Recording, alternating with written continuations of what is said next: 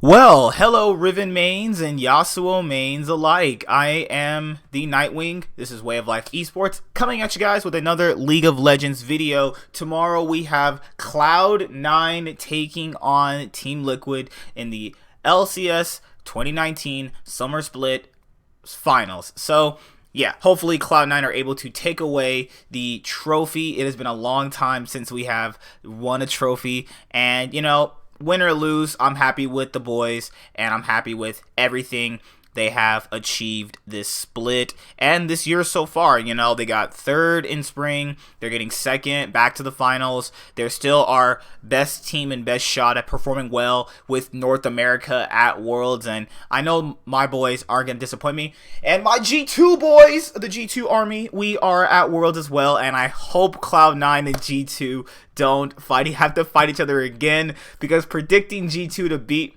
Cloud9 at Rift Rivals, people are like, oh my god, you're a two-faced fan. Hey, I know the better team when I see it, and I love Cloud9, but I'm not gonna just, you know, fanboy biased over them when they're clearly the better team just right in front of me. But today we obviously had our third place match, and something about the third place match is what I feel like a lot of people need to look at it a lot differently before I actually break down the games. Is the third place match for me is good for people in other states, not California, that don't get a chance to see League of Legends live. And last split, even though, you know, it would have helped with championship points, I really would have liked if Cloud9 and FlyQuest would have faced each other in a third place match where they actually held the spring finals, because you factor in League only gets to travel excess amounts of times during the year, and various people can't go and watch the games live, like the privilege, like I can just go watch the games live if I wanted to during my year and just go watch the games. We usually go twice a year. If you guys follow me on social media, if, you know, I obviously do vlogs when I get to go to the LCS, and I like when people outside of my state get to watch League live. That's why I don't want them to get rid of the third place match. People can say it doesn't matter. It does matter to the people who want to watch League games live. I mean, yes, there's a completely different experience to watching it live, and I just want other people to have that opportunity. That's all I want. Yeah, it doesn't matter in the grand scheme of things, but it matters to people who can't watch it as easy and accessible as I can just go watch these guys live. And people, there are so many League groups that want to watch these guys live, and you know, Riot, please put the spring split third place match back in, because it's just beneficial for those people. And if people say it doesn't make any money, you're wrong. You are completely wrong, because those seats are sold out. They're not, and there's a few sections in which people are gone, but people are usually just gathering food and stuff like that. So yeah, those seats are sold out, and you're not telling me Riot's not making a killing off those type of third place matches. So just wanted to kind of bring that up right there. So CLG end up reverse sweeping Clutch Gaming. Clutch were coming in with a lot of momentum during this actual match. CLG were looked at as the clear underdogs because Clutch had actually brought TL to 5 games. Then you actually had CLG, who kind of borderline almost got, you know, just 3-0 by Cloud9. And, you know, looking at games 1 and 2, it panned out just like the way the Cloud9 series went. Clutch completely destroy CLG in the first game. Cody Sun ends up getting a quadra kill on the Kaisa. Huni and Demonte have good performances. The entire team is still keeping up their momentum for the first game. Game 2, it's pretty much the same story, other than a few champion switches here and there. You know, Cody Sun just dominating. Vulcan playing really well. They win even harder in game 2. It's not even close. Then in game 3, CLG decide they want to play some League of Legends, and then they decide to make their game 1 comeback in game 3 as they prepare for their reverse sweep. In game 4, it looks kind of, you know, difficult for them in game 4. It kind of felt like they were fighting back a lot of the series, and then in game 5 they completely dismantle Clutch in the very last game, thus completing the reverse sweep. And yes, you would think that going into this match that Clutch themselves could take down CLG. I predicted, I think 3-0 or 3-1, and I was almost there. It always just tends to be my predictions that, you know, always go haywire when, you know, the team that I predict to win starts doing well, and then the team that I predict to win starts just randomly losing. So it always tends to happen, right? So during these matches, I kind of got the feeling that you see what can be the true effects of a best of 5. A lot of people say that Clutch are a Quenya and Rumble pick team. That's clearly not true, because we saw them win games without those picks. We even seen them win without those picks in 2 games, and they won in very convincing fashion.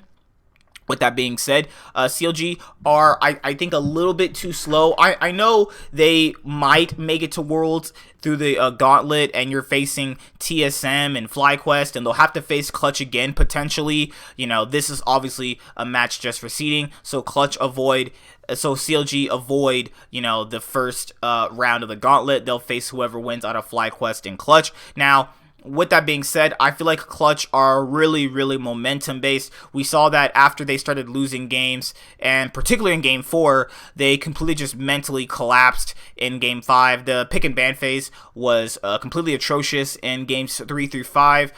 You know, putting putting Huni on, you know, Karma in the last few games did not make any sense.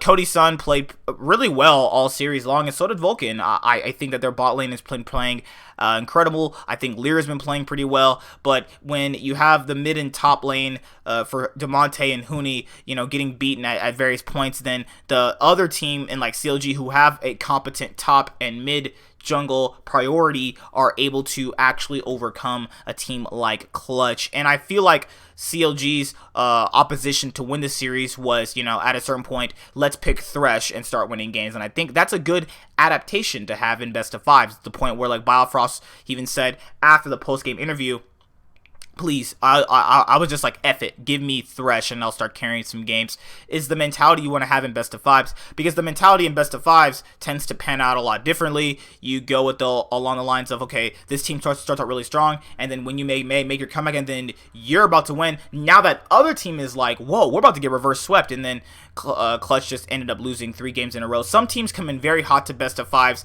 first 2 games, and then they start to get a lot more weaker when you start to see the better adaptation come through for the match. But yeah, CLG prevails and are able to go to round 2 of the Gauntlet, and I would like to see somebody that's not them go to Worlds, because it's not that I don't want to see them at Worlds because I hate them.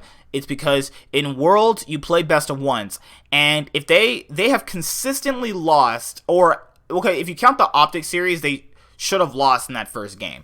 And so if we count that, that's, well, if you want to count that, it kind of doesn't matter, but I'll kind of breed more context into that.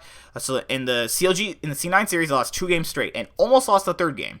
Then you count that in that Optic game, that's 4 games. Then you count that for the Clutch series, that is 6 games, and 2 of them they should have lost. So you take that out, and you take 4 games they lost the first game instantly. At Worlds, the first game you play is the only one you play the day you play it on versus, like, you know, day-to-day basis, right? So when you go into a best, you don't have the best of 5 backbone of I can just adapt the next few games. In best of 1s, it's a lot differently, and at Worlds, it's a lot more harder because the teams you play in best of 1s are genuinely a lot harder. So let's go. CLG had their backs against the wall after getting annihilated by Clutch in the first game of the LCS 3rd place match. They were desperate for a solution to Clutch's solo lane picks, so they reached for Diana, a champion fans haven't seen picked professionally in ages. Yeah, CLG did pull out the Diana, and it didn't work.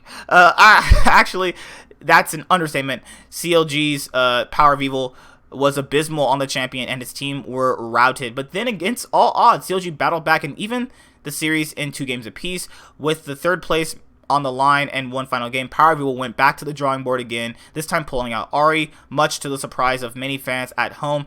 This picked work. CLG stomped Clutch in a nearly perfect game to win the third place LCS playoffs. The first two games showed how strong Clutch had become over the second half of the split, with Cody Sun playing out of his mind and solid contributions from both solo lanes. Clutch looked a couple steps faster than CLG. Their early plays made CLG's stagnated playstyle seem more prehistoric. CLG's preferred playstyle is to stall out the early game and to get Stixxay to several items before they look to teamfight, making them essentially the Splice of North America. But the plan was not working at all against Clutch. CLG looked shell-shocked in front of the Detroit crowd. Part of the problem with the draft phase, Clutch have relied on comfort picks all year, and lately they've been on Rumble, Gangplank, and Quenya, facing elimination in Game 3. CLG just picked the Gangplank away, and it worked, but they also got some godly initiations from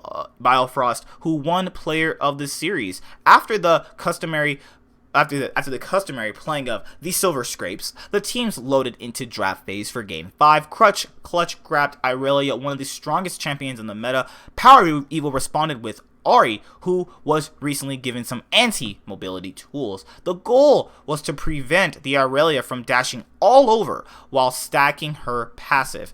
For the first 10 minutes, CLG played around the Ahri, whether it was following her for roams or coming to her in the mid lane. And for the first time in all series, Clutch seemed on the back foot in the early game for their best phase, perhaps carrying the baggage of having lost 2 straight games. Clutch crumbled, handing over a nearly flawless victory to CLG. With the win, CLG earned a spot in the second stage of the regional gauntlet that will determine North America's last spot at Worlds. Cloud9 and Team Liquid, who play in tomorrow's final, have already qualified for the international tournament. With the loss, Clutch dropped to the first phase of the gauntlet, where they will meet FlyQuest on September 6th. So, yep, we'll have to see them back again in the gauntlet. See you guys later. Like, comment, subscribe, most of all, enjoy. I'm the Nightwing, Way of Life Esports, signing out. Peace. Let's hope Cloud9 can take home that trophy.